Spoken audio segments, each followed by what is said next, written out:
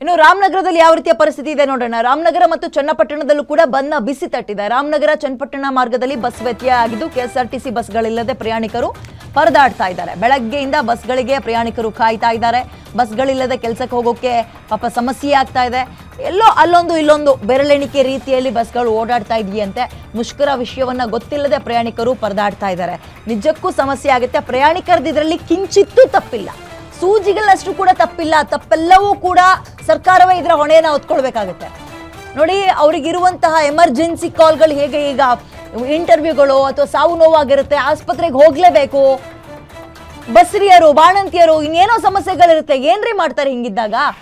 ಇದು ನೇರ ಹೊಣೆ, ಇಷ್ಟು ಸಮಸ್ಯೆಯನ್ನ ಇಷ್ಟು ನೋವಿನ ನೇರ ಹೊಣೆ ಸರ್ಕಾರವೇ ಹೊತ್ಕೊಳ್ಬೇಕಾಗತ್ತೆ.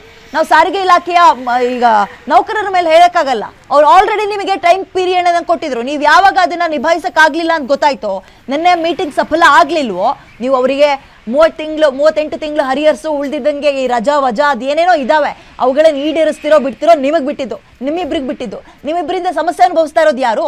ನಿನ್ನೆ ಯಾವಾಗ ಮೀಟಿಂಗ್ ಯಶಸ್ವಿ ಆಗ್ಲಿಲ್ವೋ, ಫೇಲ್ ಆಯ್ತೋ, ತಕ್ಷಣ ನೀವೇನ್ ಮಾಡ್ಬೇಕಿತ್ತು? ಎಲ್ಲ ಜಿಲ್ಲೆಯ RTO ಆಫೀಸರ್ಸ್ಗಳ ಜೊತೆಗೆ ಮಾತಾಡಿಕೊಂಡು ಏನು ಎತ್ತ ಬೇರೆ ಇನ್ನೇನು ವ್ಯವಸ್ಥೆ ಮಾಡ್ಬೋದು, ಇವ್ರು ಬರ್ಲಿಲ್ಲ ಅಂದ್ರೆ ನಾಳೆ ಹೇಗೆ ಅನ್ನೋ ತೀರ್ಮಾನ ಮಾಡ್ಬೇಕಿತ್ತು. ತಪ್ಪು ಯಾರ್ದು ಇವಾಗ ಇದರಲ್ಲಿ? ನಮಗೂ ಇದಕ್ಕೂ ಸಂಬಂಧ ಇಲ್ಲ ಅಂತ ಕೂತ್ಬಿಟ್ರೆ, ನಿಮ್ಮನ್ನ ನಂಬ್ಕೊಂಡು ಎಷ್ಟೋ ಜನ ಹೆಣ್ಮಕ್ಳು ಆಧಾರ್ ಕಾರ್ಡ್ ಇಟ್ಕೊಂಡು ಬಂದಿದ್ದಾರೆ, ದುಡ್ಡಿಲ್ಲ. ನೋಡಿ ಈಗ ಇಲ್ಲೇ ಚಿಕ್ಕಪುಟ್ಟದ್ದು 40 ರೂಪಾಯಿ 50 ರೂಪಾಯಿ ಅಂದ್ರೆ ಹೆಂಗೋ ಹೊಂದಿಸ್ಕೊಬಿಡ್ತಾ ಇದ್ರು. ಬಳ್ಳಾರಿ ಕಡೆಯಿಂದನೋ ಕಲಬುರಗಿಯಿಂದನೋ ಬೆಂಗಳೂರಿಗೆ ಬರಬೇಕು ಅಂದ್ರೆ ಏನಿಲ್ಲ ಅಂದ್ರೂ 800-900 ರೂಪಾಯಿ ತಕ್ಷಣ ಅರೇಂಜ್ ಮಾಡೋದ್ರೆ ಎಲ್ಲಿ ಮಾಡ್ತಾರೆ? ನಿಮ್ಗಳಿಗೆ ಅದು ಪೀನಟ್ ಅಷ್ಟೇ, ಬಟ್ ಬೇರೆಯವ್ರಿಗೆ ಹಾಗಲ್ವಲ್ಲ. 800-900 ರೂಪಾಯಿ ಮ್ಯಾಟರ್ ಆಗುತ್ತೆ, 1-1.5 ಸಾವಿರ ಇಲ್ಲ.